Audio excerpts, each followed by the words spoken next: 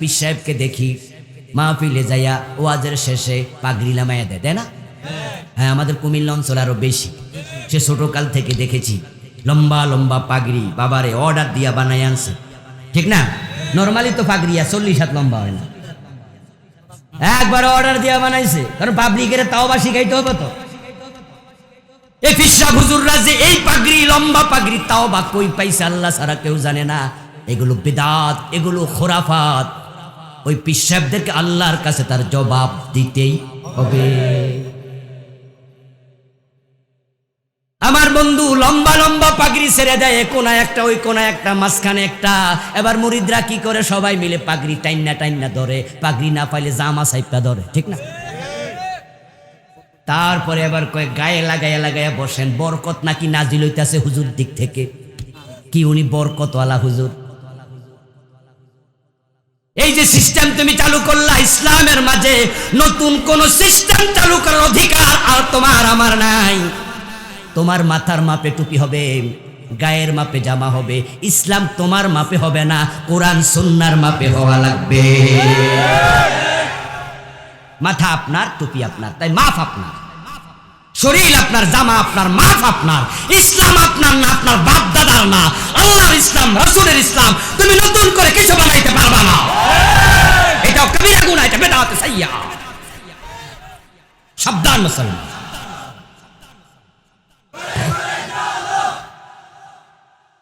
আপনাকে বুঝতে হবে দলিল ভিত্তিক ইসলাম না আবেগ ভিত্তিক ইসলাম। আবেগের নাম দিন না, দলিলের নাম দিন, ঠিক না? এই জন্য আমরা প্রত্যেকটা কাজে সবাই বলি আচ্ছা এটা হাদিসে আসেনি, এটা কোরআনে আসেনি। মাশাআল্লাহ, এটাই তো অনুভূতি, এটাই তো অনুভূতি। তারাকতু ফীকুম আমরাইন লান তাদিল্লু মা তামাসসাকতুম বিহিমা কিতাবাল্লাহি ওয়া সুন্নতি। আমি তোমাদের দুটি জিনিস দিয়ে গেলাম, রেখে গেলাম তোমাদের কাছে, শক্ত করে আঁকড়িয়ে ধরিও, কোনোদিন পথ হারা হবে না। আল্লাহর কোরআন এবং আমার হাদিস সুন্নাহ, এর বাহিরে তোমরা যেও না। ও প্রিয় ভাইরা, আমরা মাঝে মাঝে মোবাইলে কল দেই, এই ভাই নাম্বারটা বলেন তো। নাম্বার বলছে সেভ করছি, বাড়ি যায় কোনো প্রয়োজনে কল দিছি। ও বেটা কইছিল 01712, আমি লিখে লেছি 01713। কলটা কি জায়গা মতো গেছে না ভুল জায়গায়? এখন রং নাম্বারে যাওয়ার পর অপর প্রান্ত থেকে একজন রিসিভ করে ফেলছে। রিসিভ করার পরে ওই বেটা বলতেছে কাকে চান? আমি বললাম আপনি কি কালাম ভাই না? ও বেটা কয় না আমি আব্দুল জব্বার। আচ্ছা বলুন তো এবার কি গল্প করতে থাকি না কেটে দেই? তো আমরা মানুষ, আমাদের ভুল হতে পারে, পীরের ভুল হয়, আলেমের ভুল হয়, বুজুর্গেরও ভুল হয়। নবী ছিলেন ভুলের ঊর্ধ্বে, তিনি ওহী দ্বারা পরিচালিত। ভুল হওয়ার সাথে সাথে রং নাম্বারের মতো কেটে দিতে হবে। ওই ভুলের উপরে টিকে থাকা যাবে না। পাগড়িওয়ালা তাওবা বাদ দাও, তাওবাকে সহজ করে দাও, তাওবাকে কঠিন করো না। আল্লাহ ছাড় দেয়, মোল্লা ছাড় দেয় না। মোল্লারা ইসলামকে কঠিন বানায় ছেড়ে দেয়। ও মুসলমান, আপনি ভুল করেছেন আল্লাহর সাথে, তার দিন থেকে আপনি সরে গেছেন। তাওবা শব্দের অর্থ হলো ফিরে আসা। তাওবা মানে লজ্জিত হওয়া। আপনি রওনা দিয়েছেন ঢাকা যাবেন, এই যে 14 গ্রাম পর্যন্ত বাঙ্গড্ডা দিয়া গেলেন, যাওয়ার পরে ড্রাইভার চিনে নাই, উনি ফেনীর দিকে চলে গেছে। 1 কিলো যাওয়ার পরে মাথায় ঢুকছে, একটু কারোরে জিজ্ঞাসা করি, আমরা এরকম করি না? এই ভাই ঢাকা কোন দিকে? তখন এবার বলতেছে হুজুর আপনি তো উল্টা আইছেন, ঢাকা তো ওই দিকে। তখন আমি কই তাহলে আরো কয়েক কিলো যাই, ঠিক না? আমি সাথে সাথে ড্রাইভারকে বলবো উল্টাও, গাড়ি ঘুরাও। তাওবা মানে এটা। আল্লাহ দেখাছে জান্নাতের পথ সামনে, তুমি ভুল করে গুনার দিকে ঢুকে গেছো। যখন বুঝবা সাথে সাথে ফিরে আসার নাম হলো তাওবা। ফিরে আসার জন্য কি ফাঁকি ধরা লাগবে? পিছনে বাড়ি যাওয়া লাগবে? আপনি আদমের মতো বলবেন রব্বানা যালামনা আনফুসানা ওয়া ইল্লাম তাগফির লানা ওয়া তারহামনা লানাকুনান্না মিনাল খাসিরিন। সুবহানাল্লাহ। আদম আলাইহিস সালাম কিভাবে তওবা করলেন আল্লাহ কোরআনের আয়াত নাজিল করে আমাদের শিখালেন। তাওবার জন্য প্রথম শর্ত হলো যেই গুনাহ করেছেন সেটা ছেড়ে দিয়ে ফিরে আসবেন। দ্বিতীয় শর্ত হলো গুনার জন্য লজ্জিত হবেন। 3 নাম্বার শর্ত হলো এই গুনার জন্য ক্ষমা চাইবেন। 4 নাম্বার শর্ত এই গুনাহ আর কোনোদিন করবেন না, আল্লাহর কাছে ওয়াদা করবেন, তাহলেই তাওবা কবুল। আমি কথা বুঝাইতে পারছি? আবার বলছি, আমরা সবাই তো তাওবা করতে চাই নাকি? কিছু গুনাহ আমাদের আছে না? আমরা গুনাহ নিয়ে মরতে চাই না, মরলে উপায় নাই। ওই যে সাহাবীর কবরে আযাব চলছে, যে বেটা নামিমা করেছে, চগলখড়ি করেছে, সাহাবী ছিল, সাহাবী। নতুন কবর, পুরান কবর না, রাসূলের যোগ। যে বেটা মারা গেছে ও বেটা কি তাবী ছিল নাকি? রাসূলকে দেখছে, চোখে দেখছে, ঈমানদার ছিল। কাফের মুশরিক হলে রাসূল কবরের মাঝখানে আর তারাও কাটতেন না, দোয়াও করতেন না। কাফের তোর আবার কিসের দোয়া? জল বেটা জাহান্নাম। আর কাফেরের আযাব আল্লাহ কখনো হালকা করে না। 2 জন সাহাবী ছিল, কবিরা গুনাহ নিয়ে মরেছে, আল্লাহ ছাড়ে নাই। হযরত মুআজ বিন সাদ বিন মুআজ রাদিয়াল্লাহু তাআলা বিখ্যাত সাহাবী ছিলেন, রাসূলের বড় প্রিয় সাহাবী, মদিনার বড় নেতা। ওই যে আপনার কুরাইজা, বনু কুরাইজা যখন অ্যাটাক হলো, সেদিন কুরাইজার লোকেরা সাদ বিন মুআজকে তাদের নেতা মানছে। নবী মুহাম্মদ বলে, সাদকে নেতা মানতে আমার আপত্তি নাই, সাদের বিচার মানতে আমি নবী মুহাম্মদ রাজি। অনেক বড় সাহাবী, কিন্তু মরার পরে কবরের মাঝে ঝামেলা শুরু হয়ে গেছে। হযরত সাদ বিন মুআজ রাদিয়াল্লাহু তাআলা আনহুর মৃত্যুর পরে জিবরিল আমিন এসে খবর দিলেন, ইয়া রাসূলুল্লাহ, আপনি উম্মতকে জানাইয়া দেন, হাযা সাদুন তাহাররাকা লাহুল আরশু, আমার সাদের মৃত্যুতে আল্লাহর আরশে আজিম কেঁপে উঠেছে। ফুতিহাত লাহু আবওয়াবুস সামা, আমার সাদের মৃত্যুর পরে আকাশের দরজাগুলো খুলে দেয়া হয়েছে। ওয়া শাহিদাহু ৭০ আলফাম মিনাল মালাক, আমার সাদের জানাজার নামাজ পড়ার জন্য আকাশ থেকে ৭০,০০০ ফেরেশতা আগমন করেছে। কিন্তু কবরে দেওয়ার পরে রাসূলুল্লাহ কবরের পাশে দাঁড়ায়া দেখেন, কবরের মাটি সাদকে চাপা দেওয়ার জন্য হাজির হওয়া শুরু করেছে। রাসূলের এত বড় সাহাবী, কবরের মাটি আসতেছে, চাপা দেবে। আল্লাহর হাবিবের সুন্নাহ ছিল, কাউকে দাফন করার পরে তিনি চলে যেতেন না, তিনি অপেক্ষা করতেন। আপনার জানাজার নামাজের পরে চলে যেতেন না, অপেক্ষা করতেন দাফন পর্যন্ত। দাফনের পরে তিনি কবরের পাশে গিয়ে দাঁড়াতেন। এখন তো আমরা খুব ব্যস্ত হয়ে গেছি, আমরা জানাজার নামাজ পড়ার পরও সবাই চলে আসি, দাফন পর্যন্ত থাকে না। আর হুজুররাও রাস্তা বানাইয়া দিছে, জানাজার নামাজ পড়ে একটা দোয়া কইরা দেয়, পাবলিক বুঝে মোটামুটি কাম শেষ, এবার জায়গা। রাসূলুল্লাহ সাল্লাল্লাহু আলাইহি ওয়াসাল্লাম জানাজার নামাজের পরে দোয়া করতেন না, তিনি দোয়া করতেন দাফন করার পরে। জানাজার নামাজটাই তো দোয়া, সালাতুল জানাজা হিয়া দুআউ লিল মাইয়িত। 3 নাম্বার তাকবীর দিয়ে আপনি পড়ছেন, আল্লাহুম্মা গফিরলি হাইয়িনা ওয়া মাইয়িতিনা ওয়া শাহিদিনা ওয়া গায়িবিনা, পড়েন না? আল্লাহুম্মা গফির লাহু ওয়ারহামহু ওয়াফিহি ওয়াফু আনহু ওয়াকরিম নুজুলাহু ওয়াসসি মুদখালাহু। আরো কত দোয়া, আপনি তো দোয়া করলেন, সালাম ফিরে আবার দোয়া কেন?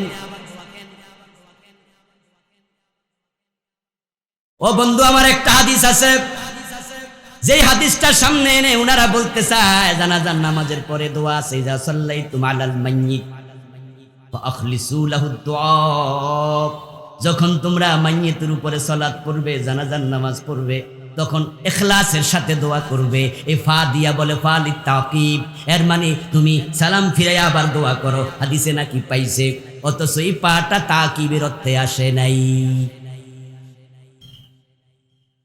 ওয়াইদা কুরিয়াল কুরআনু ফাসতামিউ লাহু ওয়া আনসিতু, ওইখানে পা যে অর্থে আসছে ফাখলিসু লাহু দুআ, এখানে পা হুবহু একই অর্থে আসছে।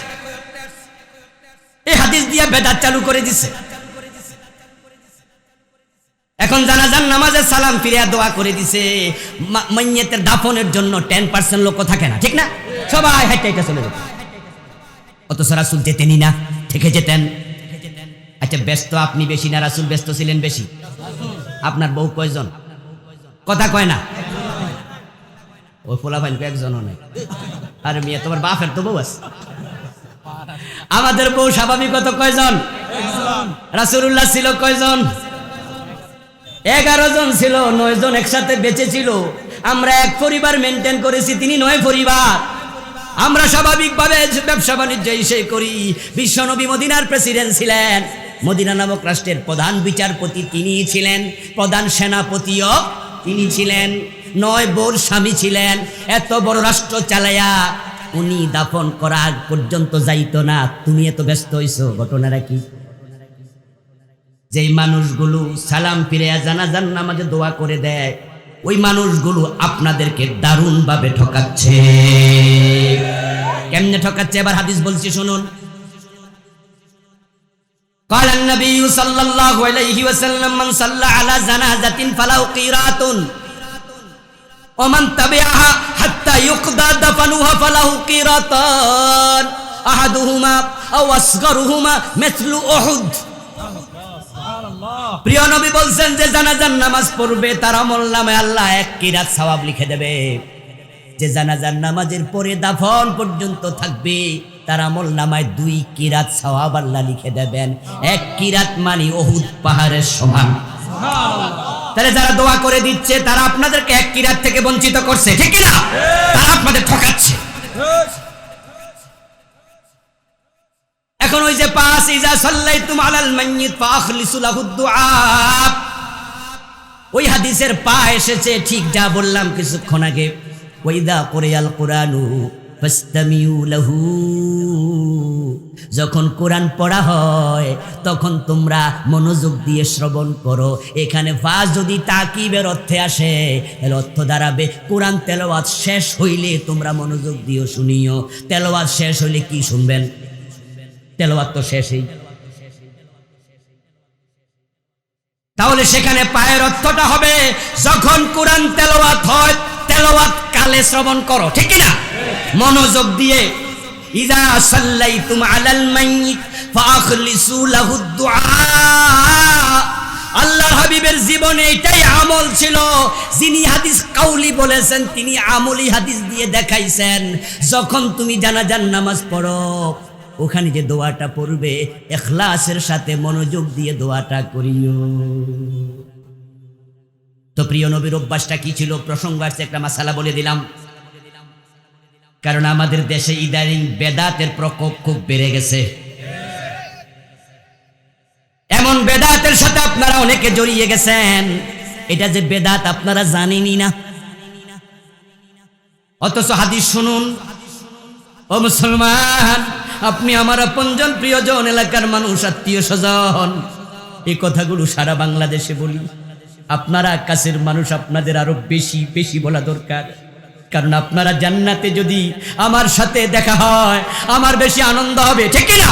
যে আমার স্বাস্থ্য ভাই জান্নাতে, খালতো ভাই জান্নাতে, প্রতিবেশী জান্নাতে, পাশের থানার মানুষ জান্নাতে, ওই বগুড়া জয়পুরহাটের কাউকে জান্নাতে দেখলে আমি যত আনন্দিত হব, আপনাকে দেখে আমার আনন্দ হবে আরো বেশি। আপনি আমার কাছের মানুষ। আচ্ছা, জান্নাতে যাওয়ার জন্য রাসূলের শাফাআত দরকার আছে কিনা? দরকার আছে। রাসূলের সুপারিশের আশা আছে। একটা হাদিস বলছি আজকে কলবে ঢুকে বাড়ি যাবেন। قال النبي صلى الله عليه وسلم حلت شفاعتي لأمتي إلا صاحب بدعة। রাসূলুল্লাহ বললেন আমার উম্মতের জন্য কিয়ামতের দিন আল্লাহ সুপারিশ করাকে বৈধ করে দেবেন, অনুমতি দিয়া দেবেন। তোমার উম্মতকে সুপারিশ করো, ইল্লা সাহেবা বিদা, তবে আমার যে উম্মত বেদাতকারী তার জন্য সুপারিশের অনুমতি নাই।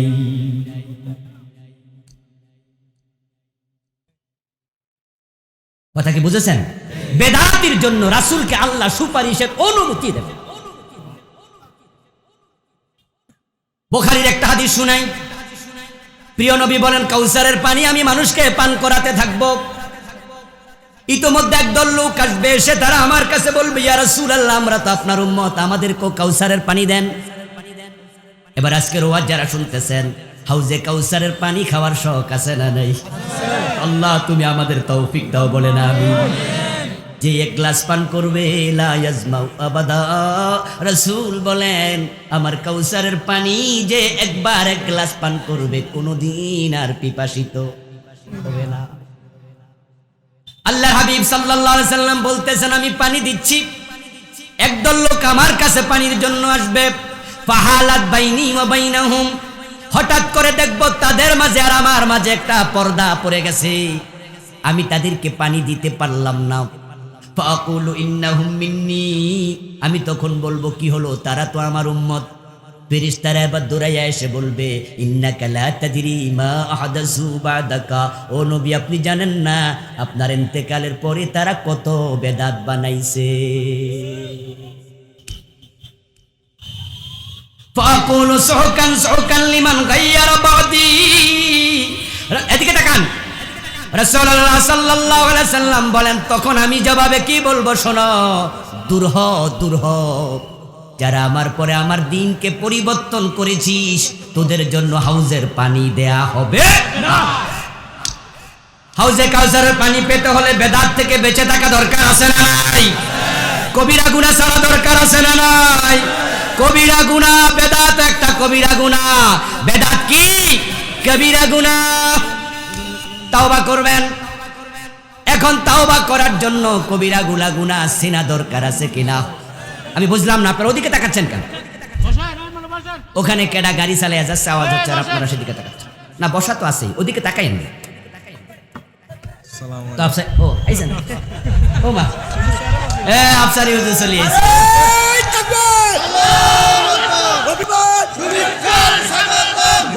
বাসীর পক্ষ থেকে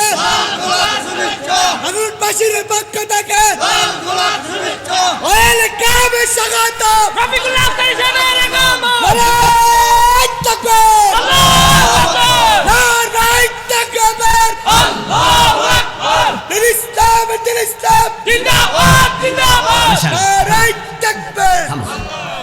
আলহামদুলিল্লাহ, আজকের মাহফিলের সম্মানিত প্রধান বক্তা, আমি শুরুতেই বলেছি আমাদের আপনাদের খুবই প্রিয় মানুষ মুহতারাম রফিকুল্লাহ আফসারী ভাই, মুহাদ্দিস রফিকুল্লাহ আফসারী হাফেজাহুল্লাহ, তিনি এসেছেন। আসরের নামাজের পরে তিনি আলোচনা করবেন ইনশাআল্লাহ। আপনাদেরকে আমি থাকতে বলবো না, কারণ আমি জানি আপনারা যাবেনই না। তো যারা যাবেন ওরা থাকতে কয়ে লাভ আছে? আপনারা নিশ্চয়ই থাকবেন, শুনবেন ইনশাআল্লাহ। তো ভাই আগে হাজির হয়ে গেছে, বুদ্ধি আছে, ভাই আসছে এবং উনি বুঝছে যে উনার চেহারা দেখলে পাবলিক নিশ্চিন্ত হবে, কেউ যাবেও না। তা আমি আমার আলোচনা আর একটু করব। প্রিয় ভাইরা, বলছিলাম যে আমাদেরকে কবিরা গুনাহ ছাড়তে হবে, বেদাত একটা কবিরা গুনাহ, ঠিক না? হ্যাঁ, এই বিষয়ে আমি বই লিখেছি, আমি এখানে 38টা লিখেছি চলমান। এগুলো পড়বেন, জানবেন। ভাইয়ের লেখা অনেক বই আছে, আমি প্রতিটা পেজ নাম্বার ডকুমেন্ট দিয়ে দিই, হাদিস নাম্বার, কিতাব নাম্বার সব লিখেছি। আমার প্রিয় ভাই, এখন তাওবা করতে হলে কবিরা গুনাহ চিনতে হবে। শুধু কবিরা গুনাহ না চেনার কারণে হাসতে হাসতে কবিরা গুনাহ করে এমন লোক আছে না নাই? মাঝে মাঝে দেখবেন, এই যে আপনাদের বাঙ্গরডা বাজারে রাস্তার পাশে চা দোকানের বাহিরে টেবিলের মাঝে বসে আছে, দোকানদার রে কয় ভাই এক কাপ চা দে তো। হে চা খাবে, ও বেটা চা বানাচ্ছে, এর মাঝে রান চুলকাইছে, লুঙ্গি তুলতে তুলতে একবার রানের গোড়ায়। এমন লোক আছে না? চুলকাইতে চুলকাইতে তুলছ, এরপরে চুলকানি শেষ হলে টাইনা দেওয়া দরকার, হে তা নেও না, এমনি রাখছে। আমার ভাইয়েরা, হাসতে হাসতে খেলতে খেলতে কবিরা গুনাহ। আপনার এখানে তো বন্যা হয় নাই, পানি ওঠে নাই, সতর ডাকা নফল না ফরজ? সতর তরক করলে কবিরা গুনাহ হয়ে গেল, লোকটা বুঝে না এটা যে কবিরা গুনাহ। এই যে বিশ্বকাপ ফুটবল খেলা গেল, যত খেলোয়াড় খেলা খেলেছে বলুন তো, আপনার হাঁটুর নিচে কাপড় ছিল কয়জনের? সবগুলো খেলোয়াড়ের কাপড় ছিল হাঁটুর উপরে। তারা ফরজ তরক করে কবিরা গুনাহ করছে।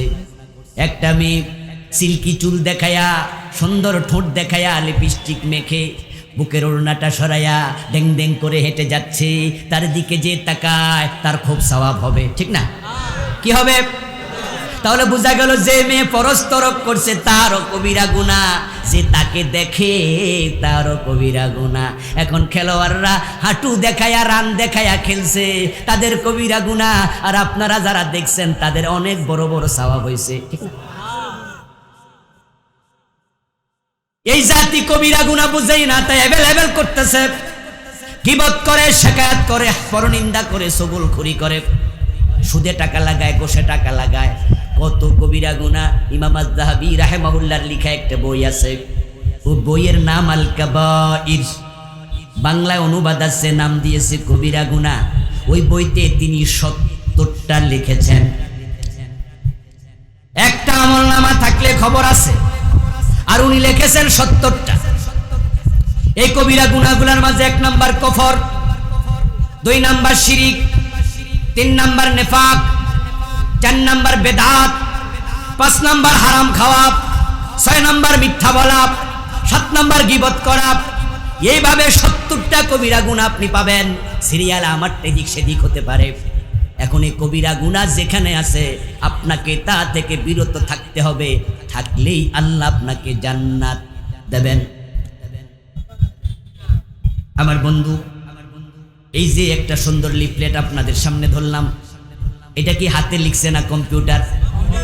কম্পোজ করেছে কম্পিউটারে।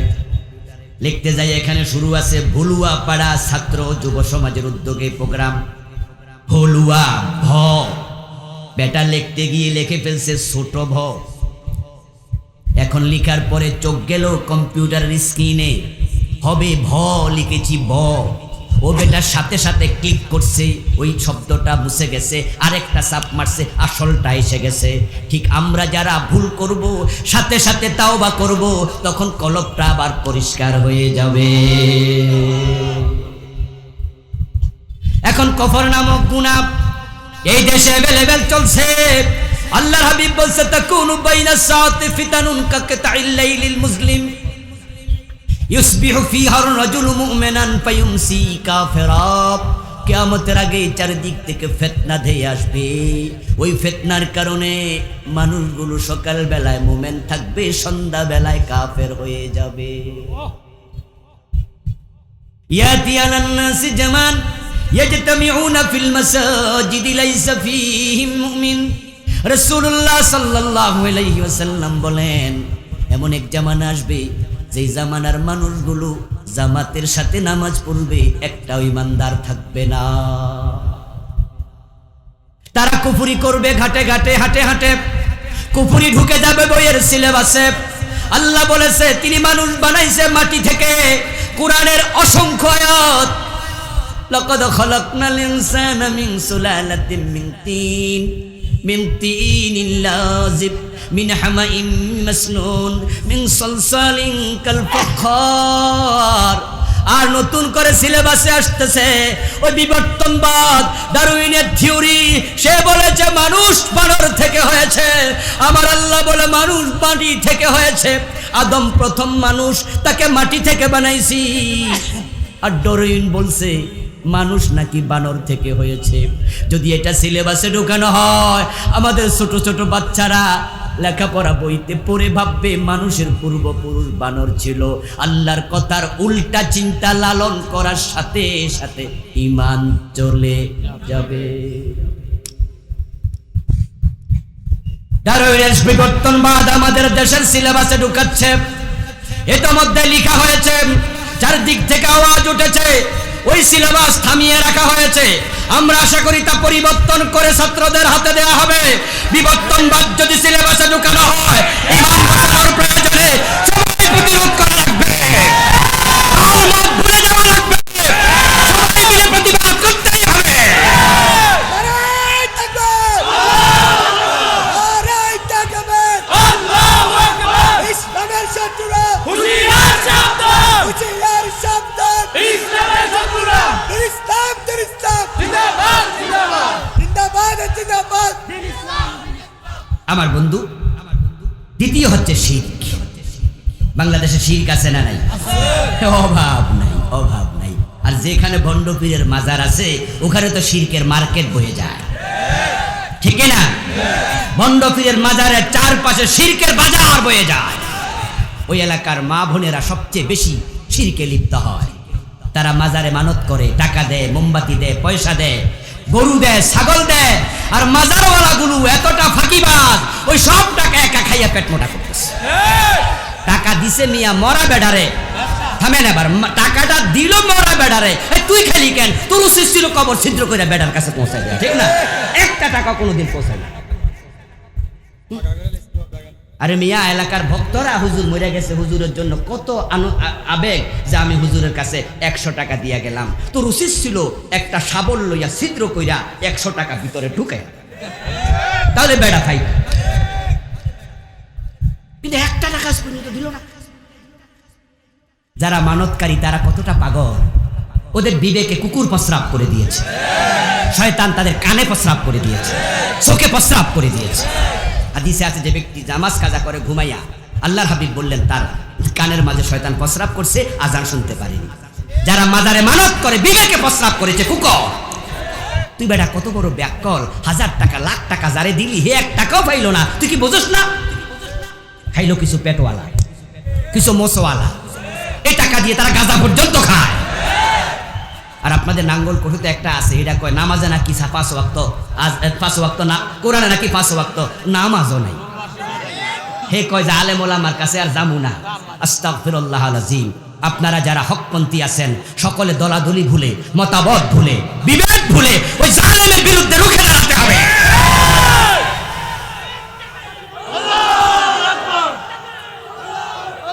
আমার ভাইয়েরা, এখন এই কবিরা গুনাহ নামক শিরক থেকে বাঁচতে হলে জানতে হবে কোনটা শিরক। এই বইটা আমি লিখেছি 29টা শিরক লিখেছি, যেগুলো সমাজে চলমান। এমনও কিছু শিরক আছে আমি হয়তো দেখিনি, জানি না, তাই লিখতে পারিনি। কবিরা গুনাহগুলো চিহ্নিত করবে। নামাজ তরক করা কবিরা গুনাহ। মৃত্যু পর্যন্ত জেনে শুনে যতদিন হুঁশ আছে 1 ওয়াক্ত নামাজ কাজা করা যাবে না। মেয়েটা স্কুলে যায়, বোরকা সিলিয়ে দেননি, আপনি হাজী সাহেব বাবা, আপনি দায়ুস। আপনার স্ত্রী বেপরদা মার্কেটে যায়, আপনি তাকে বোরকা পরতে বলেননি, আপনি স্বামী হিসাবে দায়ুস। হাদিস হচ্ছে যে পরিবারের প্রতি তার দায়িত্বশীল, খেয়াল করে না কারা আসলো কারা গেল, মেয়ে কার সাথে আলাপ করে, বউ কোথায় বেপরদায় চলে, ওই স্বামী ভাই লক্ষ্য করেনি, বাবা লক্ষ্য করেনি, সে পুরুষটা দায়ুস। লা ইয়াদখুলুল জান্নাহ, দায়ুস জান্নাতে প্রবেশ করবে না। এজন্য আসুন আমরা বিষয়গুলো জানি। আর আমার লেখা মোট 6টি বই। আমার ড্রাইভার সাহেবের গাড়িটা এখানে রাখা আছে, এই প্যান্ডেল আমার ডান পাশে। যারা নিতে চান তারা বইগুলো সংগ্রহ করবেন। এই কবিরা গুনাহ থেকে আল্লাহ আমাকে, আমাদের সকলকে বেঁচে থাকার তৌফিক দান করুন, তাওবা করার সুযোগ দিন। সকলে বলি আমিন। আজান হবে, আজানের পরে ইনশাআল্লাহ। ও ভাইরা একটু প্লিজ একটু বসুন, একটু প্লিজ। প্রশ্নের উত্তর আজকে দেব না, আমাদের রফিকুল্লাহ আফসারি ভাই দেবে ইনশাআল্লাহ সুযোগ পাইলে। আজকের মাহফিলে এসে আপনারা খুশি? এই মাহফিলটা ভবিষ্যতে হোক চান? যারা যারা চান আল্লাহকে একটু দেখান তো দেখি, হাত তুলে নারায়ে তাকবীর, নারায়ে তাকবীর। 30 সেকেন্ডের জন্য ডান হাতটা একটু তুলে রাখেন, কষ্ট দেব আমি একটু, প্লিজ। আত্তাইবু মিনাজ যামবি কামান লা যামবা লাহু। তওবা করো, তওবা তওবা। গুনাহ নিয়ে মরিও না মুসলমান, উপায় নাই। তোমার একটা কবিরা গুনাহ তোমার জাহান্নামে যাওয়ার জন্য যথেষ্ট হয়ে যেতে পারে। একটা কবিরা গুনাহ জান্নাতের পথে ওয়াল হয়ে বাধা হয়ে যাবে। মানুষ গুনাহ করবে আল্লাহ ভালো জানেন, এই জন্য মানুষ বানানোর আগে তাওবার দরজা বানাইছে। ওই তাওবার দরজা খোলা থাকবে কিয়ামতের আগ পর্যন্ত। যেদিন সূর্য পশ্চিম দিকে উদিত হবে সেই দিন বন্ধ হবে। তোমার তাওবা আল্লাহ কবুল করতে থাকবে। ইন্নাল্লাহা ইয়াকবালু তাওবাতাল আবদি মা লাম ইউগাররির। বান্দার মৃত্যুর যন্ত্রণা শুরু হওয়ার আগ পর্যন্ত প্রতিদিন আল্লাহ তাওবা কবুল করে। এবার আপনারা একটু দয়া করে বলুন তো, সূর্য কি পশ্চিম দিকে এখনো উঠেছে? আমাদের কি মৃত্যুর যন্ত্রণা শুরু হয়েছে? তাহলে তাওবার সুযোগ এখনো আছে না নাই? আবু সুফিয়ান রাসূলুল্লাহ সাল্লাল্লাহু আলাইহি ওয়াসাল্লামের 23 বছর নবুয়তের জিন্দেগীর 21 বছর বিরোধিতা করে সে 8ম হিজরিতে মক্কা বিজয়ের দিন তাওবা করে মুসলমান হয়ে গেছে। এতে বোঝা যায় আল্লাহর বড় দুশমন তওবা করলে আল্লাহ ক্ষমা করে। তওবার দরজা খোলা আছে, আপনি গুনাহ নিয়ে মারা গেলে আল্লাহর দোষ কি? দোষ তো আপনার, কেন তওবা করলেন না?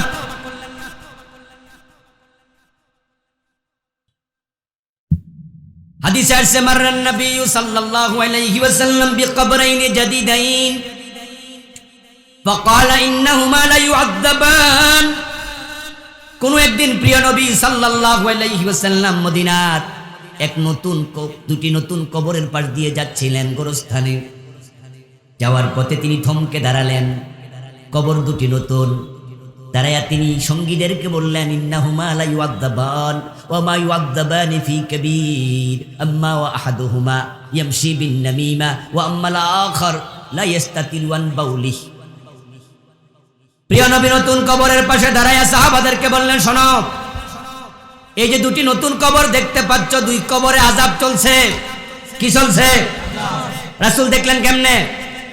এটা রাসূলের মুজিজা। তিনি কবরের উপরে দাঁড়ালে কবরের ভিতর খবর জানতে পারতেন। সুবহানাল্লাহ। এটা গায়েব নয়, গায়েব নয়, এটা মুজিজা। নবী রাসূল কেউ গায়েব জানে না, গায়েবের মালিক কে? যদি আপনারা কেউ মনে করেন রাসূল গায়েব জানে, আপনি মুশরিক, আপনি মুশরিক। সাবধান, আপনার ঈমান চলে যাবে, সাবধান। শুধু শিরিক নয়, এটা কুফরও বটে। গায়েবের মালিক একমাত্র আল্লাহ। এখন আল্লাহর খাস সিফাতের সাথে অন্যকে শামিল করার নাম শিরিক। এই কাজ করলে আপনি হবেন মুশরিক। কুফর কেন হবে? যে ব্যক্তি মনে করবে আল্লাহ ছাড়া অন্য কেউ গায়েব জানে, কোরআনের 5 থেকে 7টা আয়াত সে অস্বীকারী হবে। 1 নম্বর আয়াত শোনাচ্ছি, এখানে হাফেজরা আছেন, যদি আয়াত কোরআনে না থাকে হাত তোলা দিয়েন, আমি তাওবা করে নেব। কিন্তু না, কোরআনের আয়াত তো বানাইয়া বলার ক্ষমতা পৃথিবীর কারো। আমি বলবো কেমনে? তাম দুনিয়ার মানুষ এক জায়গায় হলো কোরআনের একটা আয়াত বানাইতে পারবে না। আল্লাহর কোরআন থেকে শোনাচ্ছি, আল্লাহ বলছে, কুল্লা ইয়ালামু মান ফিস সামাওয়াতি ওয়াল আরদিল গায়বা ইল্লাল্লাহ। ও নবী, আপনি উম্মতকে শোনায়া দেন, আকাশ এবং জমিনে আল্লাহ ছাড়া কেউ গায়েব জানে না। আরেকটা আয়াত, কুল ইন্নামাল গায়বু লিল্লাহ। ও নবী, আপনি বলুন। কে বলতেছে? খেয়াল করছেন? আল্লাহ জানে যে পাবলিক ঝামেলা করে নেবে, এই জন্য রাসূলকে আপনি শুনাইয়া দেন, আপনি বলেন ইন্নামাল গায়বু লিল্লাহ। গায়েব শুধুমাত্র কার? আল্লাহ, শুধুমাত্র আল্লাহ।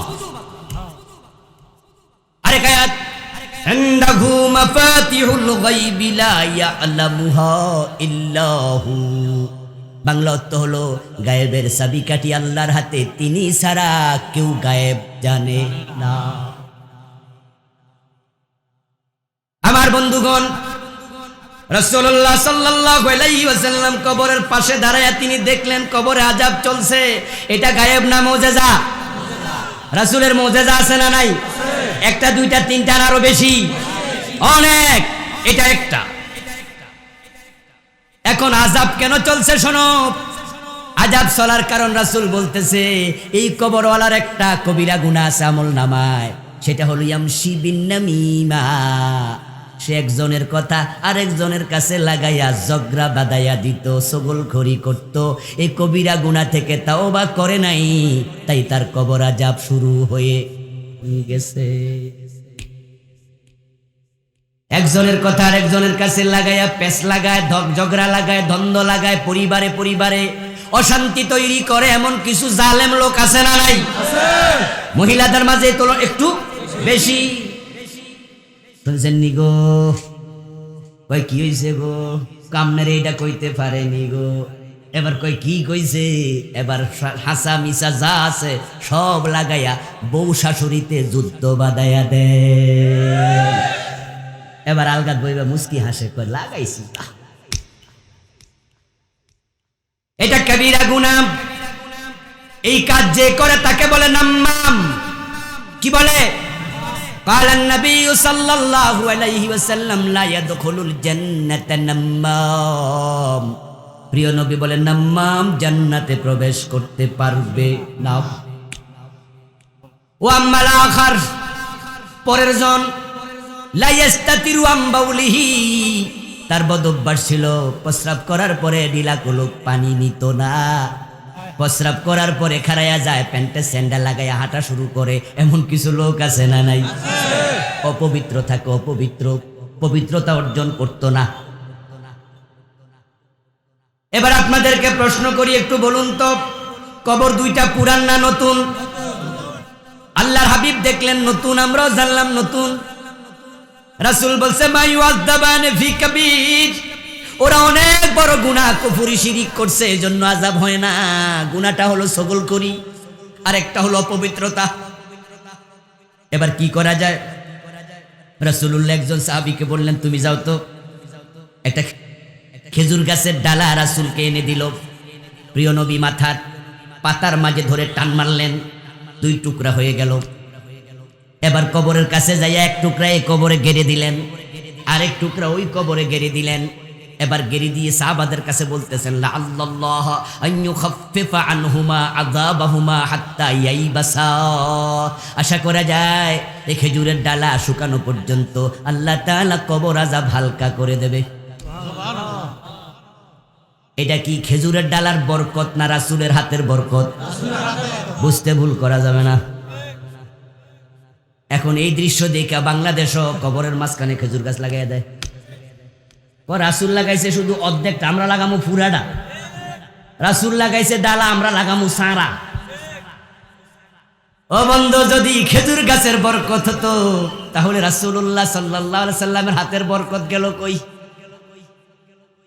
আপনারা যে খেজুর গাছ কবরের উপরে লাগান, এটা দরকার নাই, এটা বেহুদা কাজ। রাসূলের হাতের বরকতের কারণে সেটা ছিল।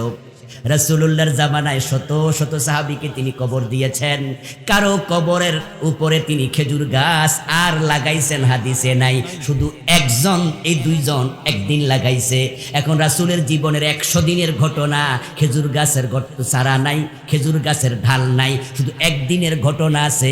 আমাদের জন্য সুন্নাহ 100 দিনেরটা না একদিনেরটা? তাহলে একদিনেরটা ছিল ব্যতিক্রম, আর বাকিটাই হলো সুন্নাহ। সুন্নাহ হলো সাধারণ আমল, কি আমল? আর এক্সেপশনাল আমল সুন্নাহ না। তিরমিজিতে আসছে কিতাবুত তাহারাতে পড়বেন, রাসূলুল্লাহ সাল্লাল্লাহু আলাইহি সাল্লাম একদিন যাচ্ছিলেন কোথাও, প্রস্রাবে ধরছে। প্রস্রাব করার জন্য তিনি জায়গা খুঁজলেন, একটু নিচু জায়গায় গেলেন, গিয়ে সেখানে দেখেন কিছু ময়লা। ওই ময়লা আবর্জনার ওখানে যাইয়া বালান নবী সাল্লাল্লাহু আলাইহি ওয়াসাল্লাম কায়েমা, রাসূল দাঁড়ায়া দাঁড়ায়া প্রস্রাব করে দিলেন। এটা তিরমিজির হাদিস, একবারে শুরুতে কিতাবুত তাহারাতে পাবেন। রাসূলুল্লাহ দাঁড়ায়া প্রস্রাব করলেন। এখন এই হাদিস পাইয়া যদি আপনি প্রতিদিন খাড়াইয়া খাড়াইয়া করেন, কামরা ঠিক হইব? বিশ্বনবী আজীবন প্রস্রাব করেছেন হাজার হাজার বার, উনি দাঁড়াইয়া করছে না বসে করছে? তাহলে সুন্নাহ কোনটা হবে? এটাই তো করেছেন নরমাল, আর ওইটা হলো এক্সেপশনাল। সুন্নাহ বোঝেন কোনটা? হ্যাঁ, এখন আমাদের দেশে খেজুরের ডালা লাগাচ্ছে সবাই মিল্লা, এটা সুন্নাহ না, না লাগানো সুন্নাহ, এটা এক্সেপশনাল ম্যাটার ছিল। এবার হাদিসে আবার ফিরে আসুন। আল্লাহর হাবিব সাল্লাল্লাহু আলাইহি ওয়াসাল্লাম তাদের কবিরা গুনার খবর দিলেন। প্রত্যেকের আমলনামায় কয়টা? আরে ওয়াজ তো মাত্র করলাম, কয়টা? আমাদের আমলনামায় আছে কয়টা? তো বেডারার কবরে আযাব হইলে আপনার খবর কি? ও প্রিয় ভাই, যদি কোনো মানুষ বিষ খায়া মরে, ফাঁসিতে ঝুলে মরে, এই খবর যদি আমাদের কানে আসে, আমরা আফসোস করি, ঠিক না? আহা, করলো কি, এই লোকটা করলো কি? বরং অনেকে তো কয় বুঝছি জাহান্নামি, এর জানাজার নামাজও যাবো না, আত্মহত্যা করছে। বাহ, অন্যের ব্যাপারে কি সুন্দর শব্দ দিলেন, বেড়া খারাপ। এখন বেড়ার আমল নামায় কবিরা গুনাহ আছে কয়টা আপনি তো জানেন না, শুধু একটার খবর শুনছেন, বিষ খাইছে। এখন বেড়ার জন্য আফসোস করলে আপনার আমল নামায় কয়টা আছে? একটা না আরো বেশি। তো নিজের জন্য আফসোস করবেন কবে? এই জন্য গুনাহ ছেড়ে দাও।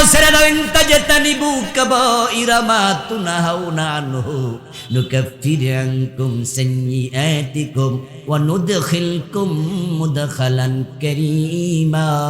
একটু আওয়াজ দিয়ে বলেন সুবহানাল্লাহ। এবার ওয়াজ যতটুকু করলাম সমান সমান দিয়ে একটা রেজাল্ট বের করে পরবর্তী আলোচনায় যাব। এই যে কবিরা গুনাহগুলো আছে আল্লাহ ছেড়ে দিতে বলেছেন, এই কবিরা গুনাহগুলা ছাড়তে রাজি আছেন না নাই? ছাড়লে তো জান্নাত। যেগুলো করে ফেলেছেন আজকে তওবা করে বাড়ি যাবেন।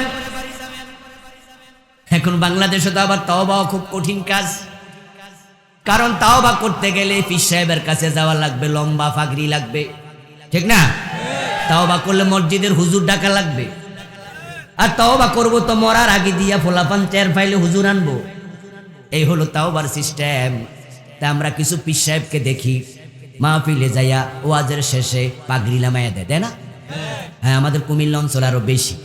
সে ছোটকাল থেকে দেখেছি লম্বা লম্বা পাগড়ি বাবারে অর্ডার দিয়া বানাই আনছে, ঠিক না?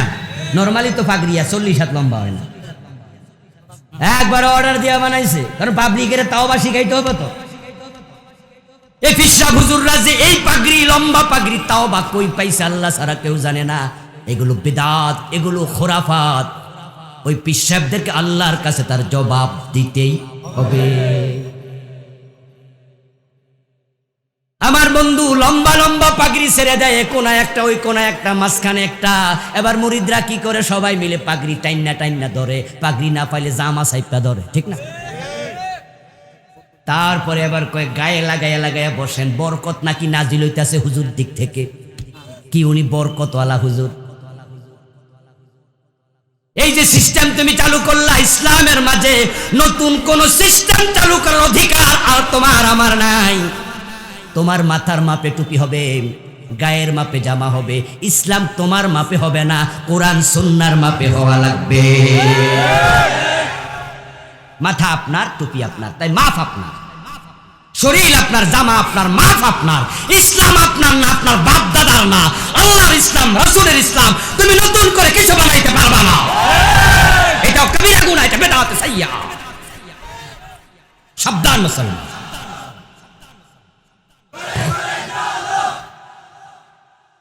আপনাকে বুঝতে হবে দলিল ভিত্তিক ইসলাম না আবেগ ভিত্তিক ইসলাম।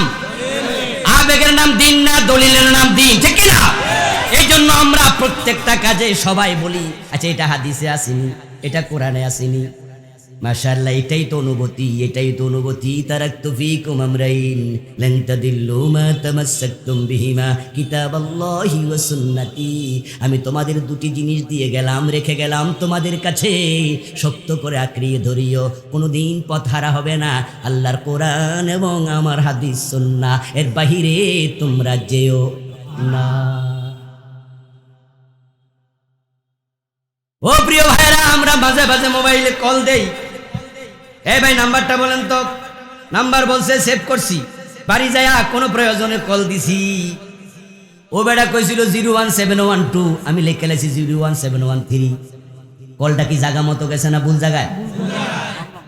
এখন রং নাম্বারে যাওয়ার পর অপর প্রান্ত থেকে একজন রিসিভ করে ফেলছে। রিসিভ করার পরে ওই বেটা বলতেছে কাকে চান? আমি বললাম আপনি কি কালাম ভাই না? ও বেটা কয় না আমি আব্দুল জব্বার। আচ্ছা বলুন তো এবার কি গল্প করতে থাকি না কেটে দেই? তো আমরা মানুষ, আমাদের ভুল হতে পারে, পীরের ভুল হয়, আলেমের ভুল হয়, বুজুর্গেরও ভুল হয়। নবী ছিলেন ভুলের ঊর্ধ্বে, তিনি ওহী দ্বারা পরিচালিত। ভুল হওয়ার সাথে সাথে রং নাম্বারের মতো কেটে দিতে হবে। ওই ভুলের উপরে টিকে থাকা যাবে না। এই পাগড়িওয়ালা তাওবা বাদ দাও, তাওবাকে সহজ করে দাও, তাওবাকে কঠিন করো না। আল্লাহ ছাড় দেয়, মোল্লা ছাড় দেয় না। মোল্লারা ইসলামকে কঠিন বানায় ছেড়ে দেয়। ও মুসলমান, আপনি ভুল করেছেন আল্লাহর সাথে, তার দিন থেকে আপনি সরে গেছেন। তাওবা শব্দের অর্থ হলো ফিরে আসা। তাওবা মানে লজ্জিত হওয়া। আপনি রওনা দিয়েছেন ঢাকা যাবেন, এই যে 14 গ্রাম পর্যন্ত বাঙ্গরডা দিয়া গেলেন, যাওয়ার পরে ড্রাইভার চিনে নাই, উনি ফেনীর দিকে চলে গেছে। 1 কিলো যাওয়ার পরে মাথায় ঢুকছে, একটু কারোরে জিজ্ঞাসা করি, আমরা এরকম করি না? এই ভাই ঢাকা কোন দিকে? তখন এবার বলতেছে হুজুর আপনি তো উল্টা আইছেন, ঢাকা তো ওই দিকে। তখন আমি কই তাহলে আরো কয়েক কিলো যাই, ঠিক না? আমি সাথে সাথে ড্রাইভারকে বলবো উল্টাও, গাড়ি ঘুরাও। এ তওবা মানে এটা, আল্লাহ দেখাছে জান্নাতের পথ সামনে, তুমি ভুল করে গুনার দিকে ঢুকে গেছো, যখন বুঝবা সাথে সাথে ফিরে আসার নাম হলো তওবা। এ ফিরে আসার জন্য কি ফাঁকি ধরা লাগবে? পিছনে বাড়ি যাওয়া লাগবে? আপনি আদমের মতো বলবেন রব্বানা যালামনা আনফুসানা ওয়া ইল্লাম তাগফির লানা ওয়া তারহামনা লানাকুনান্না মিনাল খাসিরিন। সুবহানাল্লাহ। আদম আলাইহিস সালাম কিভাবে তওবা করলেন আল্লাহ কোরআনের আয়াত নাজিল করে আমাদের শিখালেন। তওবার জন্য প্রথম শর্ত হলো যেই গুনাহ করেছেন সেটা ছেড়ে দিয়ে ফিরে আসবেন। দ্বিতীয় শর্ত হলো গুনার জন্য লজ্জিত হবেন। 3 নাম্বার শর্ত হলো এই গুনার জন্য ক্ষমা চাইবেন। 4 নাম্বার শর্ত এই গুনাহ আর কোনোদিন করবেন না, আল্লাহর কাছে ওয়াদা করবেন, তাহলেই তাওবা কবুল।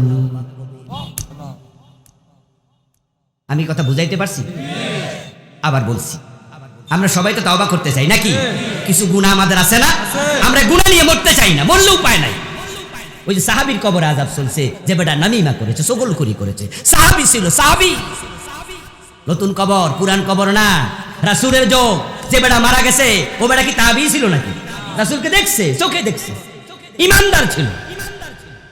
কাফের মুশরিক হলে রাসূল কবরের মাঝখানে আর তারাও কাটতেন না, দোয়াও করতেন না। কাফের তোর আবার কিসের দোয়া? জল বেটা জাহান্নাম। আর কাফেরের আযাব আল্লাহ কখনো হালকা করে না। 2 জন সাহাবী ছিল, কবিরা গুনাহ নিয়ে মরেছে, আল্লাহ ছাড়ে নাই। হযরত মুআজ বিন সাদ বিন মুআজ রাদিয়াল্লাহু তাআলা বিখ্যাত সাহাবী ছিলেন, রাসূলের বড় প্রিয় সাহাবী, মদিনার বড় নেতা। ওই যে আপনার কুরাইজা, বনু কুরাইজা যখন অ্যাটাক হলো, সেদিন কুরাইজার লোকেরা সাদ বিন মুআজকে তাদের নেতা মানছে। নবী মুহাম্মদ বলে, সাদকে নেতা মানতে আমার আপত্তি নাই, সাদের বিচার মানতে আমি নবী মুহাম্মদ রাজি। অনেক বড় সাহাবী, কিন্তু মরার পরে কবরের মাঝে ঝামেলা শুরু হয়ে গেছে। হযরত সাদ বিন মুআজ রাদিয়াল্লাহু তাআলা আনহুর মৃত্যুর পরে জিবরিল আমিন এসে খবর দিলেন, ইয়া রাসূলুল্লাহ, আপনি উম্মতকে জানাইয়া দেন, হাদা সাদুন তাহাররাকা লাহুল আরশু, আমার সাদের মৃত্যুতে আল্লাহর আরশে আজিম কেঁপে উঠেছে। ফুতিহাত লাহু আবওয়াবুস সামা, আমার সাদের মৃত্যুর পরে আকাশের দরজাগুলো খুলে দেয়া হয়েছে। ওয়া শাহিদাহু ৭০ আলফাম মিনাল মালাক, আমার সাদের জানাজার নামাজ পড়ার জন্য আকাশ থেকে ৭০,০০০ ফেরেশতা আগমন করেছে। কিন্তু কবরে দেওয়ার পরে রাসূলুল্লাহ কবরের পাশে দাঁড়ায়া দেখেন কবরের মাটি সাদকে চাপা দেওয়ার জন্য হাজির হওয়া শুরু করেছে। রাসূলের এত বড় সাহাবী, কবরের মাটি আসতেছে, চাপা দেবে। আল্লাহর হাবিবের সুন্নাহ ছিল, কাউকে দাফন করার পরে তিনি চলে যেতেন না, তিনি অপেক্ষা করতেন। আপনার জানাজার নামাজের পরে চলে যেতেন না, অপেক্ষা করতেন দাফন পর্যন্ত। দাফনের পরে তিনি কবরের পাশে গিয়ে দাঁড়াতেন। এখন তো আমরা খুব ব্যস্ত হয়ে গেছি, আমরা জানাজার নামাজ পড়ার পরও সবাই চলে আসি, দাফন পর্যন্ত থাকে না। আর হুজুররাও রাস্তা বানাইয়া দিছে, জানাজার নামাজ পড়ে একটা দোয়া কইরা দেয়, পাবলিক বুঝে মোটামুটি কাম শেষ, এবার জায়গা। রাসূলুল্লাহ সাল্লাল্লাহু আলাইহি ওয়াসাল্লাম জানাজার নামাজের পরে দোয়া করতেন না, তিনি দোয়া করতেন দাফন করার পরে। জানাজার নামাজটাই তো দোয়া, সালাতুল জানাজা হিয়া দুআউ লিল মাইয়িত। 3 নাম্বার তাকবীর দিয়ে আপনি পড়ছেন আল্লাহুম্মা গফিরলি হাইয়িনা ওয়া মাইয়িতিনা ওয়া শাহিদিনা ওয়া গায়িবিনা, পড়েন না? আল্লাহুম্মা গফির লাহু ওয়ারহামহু ওয়াফিহি ওয়াফু আনহু ওয়াকরিম নুজুলাহু ওয়াসসি মুদখালাহু। আরো কত দোয়া, আপনি তো দোয়া করলেন, সালাম ফিরে আবার দোয়া কেন? ও বন্ধু, আমার একটা হাদিস আছে, যেই হাদিসটা সামনে এনে ওনারা বলতে চায় জানাজার নামাজের পরে দোয়া আছে, ইজা সাল্লাইতুম আলাল মাইয়িত ফাখলিসু লাহু দুআ, যখন তোমরা মাইয়িতের উপরে সালাত পড়বে, জানাজার নামাজ পড়বে, তখন ইখলাসের সাথে দোয়া করবে। এই ফা দিয়া বলে ফা লিতাকিব, এর মানে তুমি সালাম ফিরাইয়া আবার দোয়া করো, হাদিসে নাকি পাইছে। অথচ এই পাটা তাকিবের অর্থে আসে নাই। ওয়াইদা কুরিয়াল কুরআনু ফাসতামিউ লাহু ওয়া আনসিতু, ওইখানে পা যে অর্থে আসছে ফাখলিসু লাহু দুআ, এখানে পা হুবহু একই অর্থে আসছে। এই হাদিস দিয়া বেদাত চালু করে দিছে। এখন জানাজার নামাজে সালাম ফিরিয়া দোয়া করে দিছে। মাইয়িতের দাফনের জন্য 10% লোক থাকে না, ঠিক না? সবাই হাইটা হাইটা চলে যেত, অথচ রাসূল যেতেনই না, থেকে যেতেন। আচ্ছা, ব্যস্ত আপনি বেশি না রাসূল ব্যস্ত ছিলেন বেশি? আপনার বউ কয়জন? কথা কয় না। ওই পোলা ভাই একজনও নাই। আরে মিয়া, তোমার বাপের তো বউ আছে। আমাদের বউ স্বাভাবিকত কয়জন? রাসূলুল্লাহ ছিল কয়জন? 11 জন ছিল, 9 জন একসাথে বেঁচে ছিল। আমরা এক পরিবার মেনটেন করেছি, তিনি 9 পরিবার। আমরা স্বাভাবিকভাবে ব্যবসা বাণিজ্য সেই করি। বিশ্বনবী মদিনার প্রেসিডেন্ট ছিলেন, মদিনা নামক রাষ্ট্রের প্রধান বিচারপতি তিনি ছিলেন, প্রধান সেনাপতিও তিনি ছিলেন, 9 বোর স্বামী ছিলেন। এত বড় রাষ্ট্র চালায়া উনি দাফন করা পর্যন্ত যাইতো না, তুমি এত ব্যস্ত হইছো। ঘটনাটা কি? যেই মানুষগুলো সালাম ফিরিয়া জানাজার নামাজে দোয়া করে দেয়, ওই মানুষগুলো আপনাদেরকে দারুণ ভাবে ঠকাচ্ছে। কেমনে ঠকাচ্ছে? এবার হাদিস বলছি শুনুন। قال النبي صلى الله عليه وسلم من صلى على جنازة فله قيراط ومن تبعها حتى يقضى دفنها فله قيراطان أحدهما أو أصغرهما مثل أحد। প্রিয় নবী বলছেন যে জানাজার নামাজ পড়বে তার আমলনামায় আল্লাহ 1 কিরাত সওয়াব লিখে দেবে। যে জানাজার নামাজের পরে দাফন পর্যন্ত থাকবে তার আমলনামায় 2 কিরাত সওয়াব আল্লাহ লিখে দেবেন। 1 কিরাত মানে উহুদ পাহাড়ের সমান। তাহলে যারা দোয়া করে দিচ্ছে তারা আপনাদেরকে 1 কিরাত থেকে বঞ্চিত করছে, ঠিক কি না? তারা আপনাদের ঠকাচ্ছে। এখন ওই যে পাঁচ ইজা সাল্লাইতুম আলাল মাইয়িত ফাখলিসু লাহু দুআ, ওই হাদিসের পা এসেছে ঠিক যা বললাম কিছুক্ষণ আগে। ওয়াইদা কুরিয়াল কুরআনু ফাসতামিউ লাহু, যখন কোরআন পড়া হয় তখন তোমরা মনোযোগ দিয়ে শ্রবণ করো। এখানে ফা যদি তাকিবের অর্থে আসে এর অর্থ দাঁড়াবে কোরআন তেলাওয়াত শেষ হইলে তোমরা মনোযোগ দিয়ে শুনিও। তেলাওয়াত শেষ হইলে কি শুনবেন? তেলাওয়াত তো শেষই। তাহলে সেখানে পায়ের অর্থটা হবে যখন কোরআন তেলাওয়াত হয় তেলাওয়াত কালে শ্রবণ করো, ঠিক কি না? মনোযোগ দিয়ে। ইজা সাল্লাইতুম আলাল মাইয়িত ফাখলিসু লাহু দুআ, আল্লাহর হাবিবের জীবনে এটাই আমল ছিল। যিনি হাদিস কাউলি বলেছেন তিনি আমলি হাদিস দিয়ে দেখাইছেন। যখন তুমি জানাজার নামাজ পড়ো ওখানে যে দোয়াটা পড়বে ইখলাসের সাথে মনোযোগ দিয়ে দোয়াটা করিও। তো প্রিয় নবীর অভ্যাসটা কি ছিল? প্রসঙ্গ আসছে একটা মাসালা বলে দিলাম। কারণ আমাদের দেশে ইদানিং বেদাতের প্রকোপ খুব বেড়ে গেছে। এমন বেদাতের সাথে আপনারা অনেকে জড়িয়ে গেছেন, এটা যে বেদাত আপনারা জানেনই না। অথচ হাদিস শুনুন। ও মুসলমান, আপনি আমার আপনজন, প্রিয়জন, এলাকার মানুষ, আত্মীয় স্বজন, এই কথাগুলো সারা বাংলাদেশে বলি। আপনারা কাছের মানুষ, আপনাদের আরো বেশি বেশি বলা দরকার। কারণ আপনারা জান্নাতে যদি আমার সাথে দেখা হয় আমার বেশি আনন্দ হবে, ঠিক কি না? যে আমার স্বাস্থ্য ভাই জান্নাতে, খালতো ভাই জান্নাতে, প্রতিবেশী জান্নাতে, পাশের থানার মানুষ জান্নাতে, ওই বগুড়া জয়পুরহাটের কাউকে জান্নাতে দেখলে আমি যত আনন্দিত হব, আপনাকে দেখে আমার আনন্দ হবে আরো বেশি। আপনি আমার কাছের মানুষ। আচ্ছা, জান্নাতে যাওয়ার জন্য রাসূলের শাফাআত দরকার আছে কিনা? দরকার আছে। রাসূলের সুপারিশের আশা আছে। একটা হাদিস বলছি আজকে কলবে ঢুকে বাড়ি যাবেন। قال النبي صلى الله عليه وسلم حلت شفاعتي لأمتي إلا صاحب بدعة। রাসূলুল্লাহ বললেন আমার উম্মতের জন্য কিয়ামতের দিন আল্লাহ সুপারিশ করাকে বৈধ করে দেবেন, অনুমতি দিয়া দেবেন, তোমার উম্মতকে সুপারিশ করো ইল্লা সাহেবা বিদা, তবে আমার যে উম্মত বেদাতকারী তার জন্য সুপারিশের অনুমতি নাই।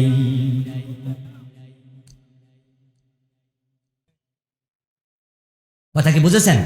বেদাতির জন্য রাসূলকে আল্লাহ সুপারিশের অনুমতি দেবেন। বুখারীর একটা হাদিস শুনাই, প্রিয় নবী বলেন কাউসারের পানি আমি মানুষকে পান করাতে থাকবো। ইতোমধ্যে একদল লোক আসবে, এসে তারা আমার কাছে বলবে ইয়া রাসূলুল্লাহ আমরা তো আপনার উম্মত, আমাদেরকে কাউসারের পানি দেন। এবার আজকের ওয়াজ যারা শুনতেছেন, হাউজে কাউসারের পানি খাওয়ার শখ আছে না নাই? আল্লাহ তুমি আমাদের তৌফিক দাও, বলে না আমিন। যে এক গ্লাস পান করবে লা ইয়াজমাউ আবাদা, রাসূল বলেন আমার কাউসারের পানি যে একবার এক গ্লাস পান করবে কোনোদিন আর পিপাসিত হবে না। আল্লাহর হাবিব সাল্লাল্লাহু আলাইহি সাল্লাম বলতেছেন আমি পানি দিচ্ছি, একদল লোক আমার কাছে পানির জন্য আসবে, ফাহালাত বাইনি ওয়া বাইনাহুম, হঠাৎ করে দেখব তাদের মাঝে আর আমার মাঝে একটা পর্দা পড়ে গেছে, আমি তাদেরকে পানি দিতে পারলাম না। ফাকুলু ইন্নাহুম মিন্নি, আমি তখন বলবো কি হলো, তারা তো আমার উম্মত। ফেরেশতারা এবার দৌড়াইয়া এসে বলবে ইন্নাকা লা তাদরি মা আহদাসু বাদাকা, ও নবী আপনি জানেন না আপনার ইন্তেকালের পরে তারা কত বেদাত বানাইছে। ফাকুলু সুহকান সুহকান লিমান গায়্যারা বাদি, এদিকে তাকান। রাসূলুল্লাহ সাল্লাল্লাহু আলাইহি সাল্লাম বলেন তখন আমি জবাবে কি বলবো শোনো, দূর হ দূর হ, যারা আমার পরে আমার দিনকে পরিবর্তন করেছিস তোদের জন্য হাউজের পানি দেয়া হবে না। হাউজে কাউসারের পানি পেতে হলে বেদাত থেকে বেঁচে থাকা দরকার আছে না নাই? কবিরা গুনাহ ছাড়া দরকার আছে না নাই? কবিরা গুনাহ, বেদাত একটা কবিরা গুনাহ। বেদাত কি? কবিরা গুনাহ। তাওবা করবেন। এখন তাওবা করার জন্য কবিরা গুনাহ চেনা দরকার আছে কিনা? আমি বুঝলাম না, আপনারা ওদিকে তাকাচ্ছেন কেন? ওখানে কেডা গাড়ি চালিয়ে যাচ্ছে, আওয়াজ হচ্ছে আর আপনারা সেদিকে তাকাচ্ছেন না। বসা তো আছেই, ওদিকে তাকাইন না। তো আপসা ও আইছেন, ও মা এ আপসারি হুজুর চলে আইছে।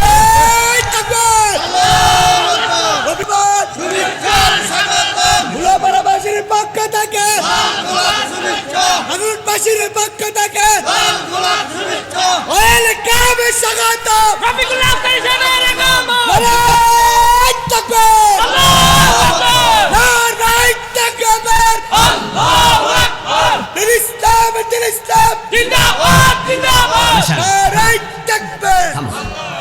আলহামদুলিল্লাহ, আজকের মাহফিলের সম্মানিত প্রধান বক্তা, আমি শুরুতেই বলেছি আমাদের আপনাদের খুবই প্রিয় মানুষ মুহতারাম রফিকুল্লাহ আফসারী ভাই, মুহাদ্দিস রফিকুল্লাহ আফসারী হাফেজাহুল্লাহ, তিনি এসেছেন। আসরের নামাজের পরে তিনি আলোচনা করবেন ইনশাআল্লাহ। আপনাদেরকে আমি থাকতে বলবো না, কারণ আমি জানি আপনারা যাবেনই না। তো যারা যাবেন ওরা থাকতে কয়ে লাভ আছে? আপনারা নিশ্চয়ই থাকবেন, শুনবেন ইনশাআল্লাহ। তো ভাই আগে হাজির হয়ে গেছে, বুদ্ধি আছে, ভাই আসছে এবং উনি বুঝছে যে উনার চেহারা দেখলে পাবলিক নিশ্চিন্ত হবে, কেউ যাবেও না। তা আমি আমার আলোচনা আর একটু করব। প্রিয় ভাইরা, বলছিলাম যে আমাদেরকে কবিরা গুনাহ ছাড়তে হবে, বেদাত একটা কবিরা গুনাহ, ঠিক না? হ্যাঁ, এই বিষয়ে আমি বই লিখেছি, আমি এখানে 38টা লিখেছি চলমান। এগুলো পড়বেন, জানবেন। ভাইয়ের লেখা অনেক বই আছে, আমি প্রতিটা পেজ নাম্বার ডকুমেন্ট দিয়ে দিই, হাদিস নাম্বার, কিতাব নাম্বার সব লিখেছি। আমার প্রিয় ভাই, এখন তাওবা করতে হলে কবিরা গুনাহ চিনতে হবে। শুধু কবিরা গুনাহ না চেনার কারণে হাসতে হাসতে কবিরা গুনাহ করে এমন লোক আছে না নাই? মাঝে মাঝে দেখবেন, এই যে আপনাদের বাঙ্গরডা বাজারে রাস্তার পাশে চা দোকানের বাহিরে টেবিলের মাঝে বসে আছে, দোকানদার রে কয় ভাই এক কাপ চা দে তো। হে চা খাবে, ও বেটা চা বানাচ্ছে, এর মাঝে রান চুলকাইছে, লুঙ্গি তুলতে তুলতে একবার রানের গোড়ায়। এমন লোক আছে না? চুলকাইতে চুলকাইতে তুলছ, এরপরে চুলকানি শেষ হলে টাইনা দেওয়া দরকার, হে তা নেও না, এমনি রাখছে। আমার ভাইয়েরা, হাসতে হাসতে খেলতে খেলতে কবিরা গুনাহ। আপনার এখানে তো বন্যা হয় নাই, পানি ওঠে নাই, সতর ডাকা নফল না ফরজ? সতর তরক করলে কবিরা গুনাহ হয়ে গেল। লোকটা বুঝে না এটা যে কবিরা গুনাহ। এই যে বিশ্বকাপ ফুটবল খেলা গেল, যত খেলোয়াড় খেলা খেলেছে বলুন তো, আপনার হাঁটুর নিচে কাপড় ছিল কয়জনের? সবগুলো খেলোয়াড়ের কাপড় ছিল হাঁটুর উপরে। তারা ফরজ তরক করে কবিরা গুনাহ করছে। একটা মেয়ে সিল্কি চুল দেখায়া, সুন্দর ঠোঁট দেখায়া, লিপস্টিক মেখে, বুকের ওড়নাটা সরাইয়া ডেং ডেং করে হেঁটে যাচ্ছে, তার দিকে যে তাকায় তার খুব সওয়াব হবে, ঠিক না? কি হবে? তাহলে বোঝা গেল যে মেয়ে ফরজ তরক করছে তারও কবিরা গুনাহ, যে তাকে দেখে তারও কবিরা গুনাহ। এখন খেলোয়াড়রা হাঁটু দেখায়া, রান দেখায়া খেলছে, তাদের কবিরা গুনাহ, আর আপনারা যারা দেখছেন তাদের অনেক বড় বড় সওয়াব হয়েছে, ঠিক না? এই জাতি কবিরা গুনাহ বুঝেই না, তাই এভেলেবেল করতেছে, গীবত করে, শিকায়াত করে, পরনিন্দা করে, চুগলখড়ি করে, সুদে টাকা লাগায়, গোশে টাকা লাগায়, কত কবিরা গুনাহ। ইমাম আয-যাহাবী রাহিমাহুল্লাহর লেখা একটা বই আছে, ও বইয়ের নাম আল কাবাইর, বাংলায় অনুবাদ আছে, নাম দিয়েছে কবিরা গুনাহ। ওই বইতে তিনি 70টা লিখেছেন। একটা আমলনামা থাকলে খবর আছে, আর উনি লিখেছেন 70টা। এই কবিরা গুনাহগুলোর মাঝে 1 নাম্বার কুফর, 2 নাম্বার শিরিক, 3 নাম্বার নেফাক, 4 নাম্বার বেদাত, 5 নাম্বার হারাম খাওয়া, 6 নাম্বার মিথ্যা বলা, 7 নাম্বার গীবত করা। এইভাবে 70টা কবিরা গুনাহ আপনি পাবেন। সিরিয়াল আমার এদিক সেদিক হতে পারে। এখন এই কবিরা গুনাহ যেখানে আছে আপনাকে তা থেকে বিরত থাকতে হবে, থাকলেই আল্লাহ আপনাকে জান্নাত দেবেন। আমার বন্ধু, এই যে একটা সুন্দর লিফলেট আপনাদের সামনে ধরলাম, এটা কি হাতে লিখছে না কম্পিউটার? কম্পোজ করেছে কম্পিউটারে। লিখতে যাই, এখানে শুরু আছে ভুলুয়া পাড়া ছাত্র যুব সমাজের উদ্যোগে প্রোগ্রাম। ভুলুয়া ভ, বেটা লিখতে গিয়ে লিখে ফেলছে ছোট ভ। এখন লিখার পরে চোখ গেল কম্পিউটারের স্ক্রিনে, হবে ভ, লিখেছি ব। ও বেটার সাথে সাথে ক্লিক করছে, ওই শব্দটা মুছে গেছে, আরেকটা চাপ মারছে, আসলটা এসে গেছে। ঠিক আমরা যারা ভুল করব, সাথে সাথে তাওবা করব, তখন কলবটা আবার পরিষ্কার হয়ে যাবে। এখন কুফর নামক গুনাহ এই দেশে अवेलेबल চলছে। আল্লাহর হাবিব বলছে, তাকুনু বাইনাস সাআতি ফিতানুন কাকতাইল লাইলিল মুসলিম ইউসবিহু ফিহা আর-রাজুলু মুমিনান ফায়ুমসি কাফিরা। কিয়ামতের আগে চারদিক থেকে ফিতনা ধেয়ে আসবে। ওই ফিতনার কারণে মানুষগুলো সকাল বেলায় মুমিন থাকবে, সন্ধ্যা বেলায় কাফের হয়ে যাবে।